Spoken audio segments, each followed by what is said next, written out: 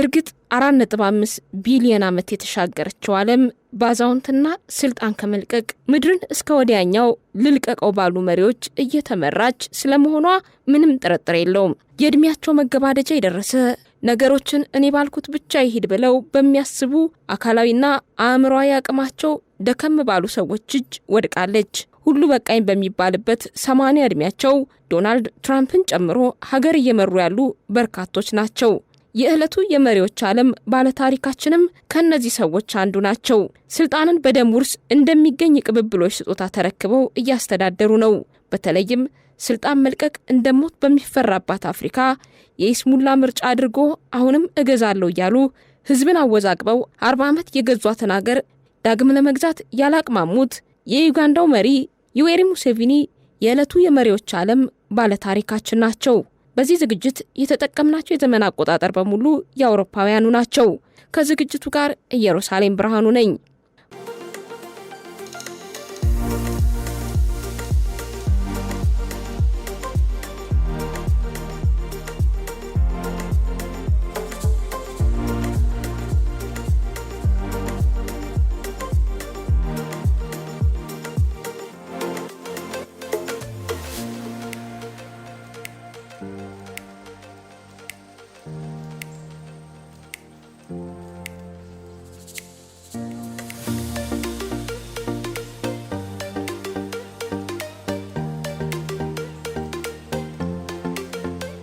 ፕሬዚደንቱ በ1986 የአማጺ ቡድን መሪ ሆነው የሀገሪቱን ስልጣን ከተቆናጠጡበት ጊዜ አንስቶ ኡጋንዳን መርተዋል።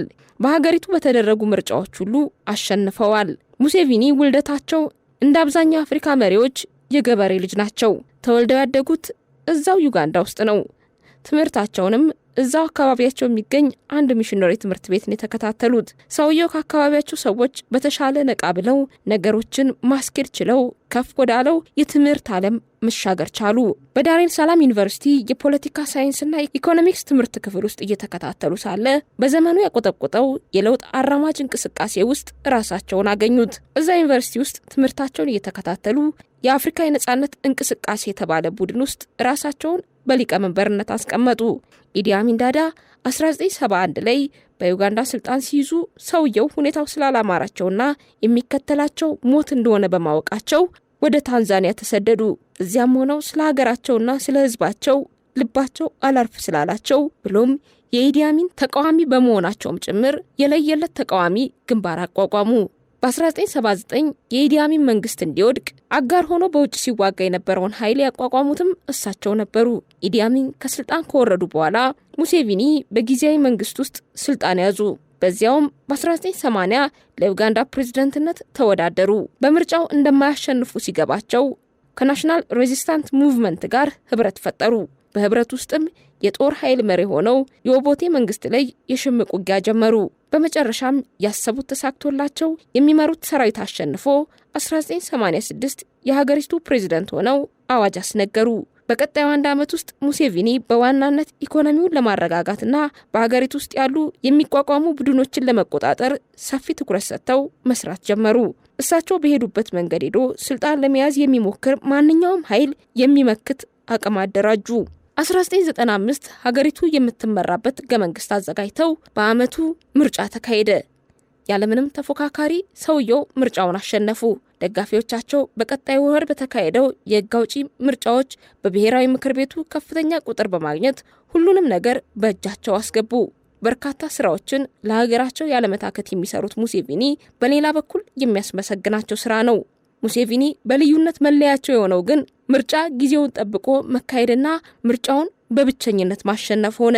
2001፣ 2006፣ 2011፣ 2017፣ 2021 የሀገሪቱ መሪ ሆኖ መመረጥ የውሃ መንገድ ሆነላቸው። በእሳቸው አካሄድ የተዘጋጀ የምርጫ ስልት እየተወዳደሩ መመረጥ ቀጠሉ። በምርጫ ማሸነፋቸው አሰልቺ የሆነባቸው የሚመስሉት ፕሬዝደንቱ የመምራት ፍላጎታቸውን የገደበባቸው የሚመስላቸው የእድሜ ጉዳይ እንቅፋት የሚሆንባቸው ጊዜ ሲቃረብ ከምርጫ ህግ ውስጥ የ75 ዓመት የእድሜ ገደብን አስወግደው ያለ ገደብ የመምራት ህግን አጸደቁ። ይህ ህግ ለቀጣዮቹ 2 የፕሬዝደንትነት ምርጫዎች እንዲወዳደሩ መንገድ ከፈተላቸው። በ2021 እንደገና ተመረጡ። ሰውየው በዚህ ሁሉ የስልጣን ጥምና አልጠግባይነት ይታሙ እንጂ ፖለቲካዊ መረጋጋት፣ የሚያድግ ኢኮኖሚ እንዲሁም የተሻሻለ መሰረተ ልማት አቅርቦትን ማስተግበር የቻሉም ናቸው። ብዙ የካፒታሊዝም ማሻሻያዎችንም አስጀምረው ነጻ ፕሬስንም ሞክረዋል። በሽታ መከላከል ላይ በተለይም HIV ኤድስን በመከላከል ረገድ ፋና ወጊ የሆነች ሀገር እንድትሆን የጣሩትም ተሳክቶላቸዋል። በዚህ ሁሉ ውጣ ውረድ ውስጥ በዚህ ሁሉ በስልጣን ላይ ለመቆየት በሚደረግ ፍትጊያ ውስጥ የስልጣን ጥም ፍላጎቶች ሁሉ መነሻው ሙስና ነው። ሀገሪቱ ያላትን አቅም በበቂው እንዳትጠቀም፣ በድህነት የሚማቀቁ ዜጎቿ እንዳያልፍላቸው ወደ ኋላ የሚጎትታትን ሙስና ለመቆጣጠር ብዙ የደከሙ ቢመስልም ዛሬም ይሄ ችግሯ መቀረፍ ያልቻለ ህመሟ ሆኖ ዘልቋል። ዩጋንዳ በሙስና ከበሸቀጡት ባለስልጣኖቿ ይልቅ የፖለቲካ ተቃዋሚዎችን ማሰር የሚቀናት ሀገር የሆነችው በዋል ፈሰስ በሆኑት መሪዋ ምክንያት ነው። ከመቃወም አልፈው ጫን ብለው የሚመጡትን የሽምቅ ተዋጊዎች ዛሬም ድረስ አቅም እያዩባቸው እንዲመጡ በር ከፍቷል። ነፃና ንቁ የፖለቲካ አካሄድን በኃይል ለመጨፍለቅ የሚሞክሩት ሙሴቪኒ በተቃራኒው በኃይል የሚቋቋማቸውን እንደ ሎርድ ኦፍ ሬዚስታንስ አርሚ መፈጠር ምክንያት እሳቸው ናቸው። ሙሴቪኒ በዚህ ብቻ አያበቁም። ከሀገራቸው አልፎ ጎረቤት ሀገራትንም የሚንጡ አማጽያንን በውስጥ በመደገፍ ስማቸው ይነሳል። በአጎራባቿ የኮንጎ ዲሞክራቲክ ሪፐብሊክ፣ ሩዋንዳ እንዲሁም ሱዳን ውስጥ ያሉ አለመረጋጋቶች ላይ ሁሉ እጃቸው እንዳለበት ይታማሉ። እኚህ ሰው ተፈጥሮ የራሷን እርምጃ እስካልወሰደችባቸው ድረስ ከስልጣን የሚያነሳቸው ምንም አይነት ምድራዊ ኃይል እንደሌለ ለማሳየት በቅርቡ በተካሄደው ምርጫ በ80 ዓመታቸው ለፕሬዝደንትነት ተወዳድረው ማሸነፋቸው ተሰምቷል።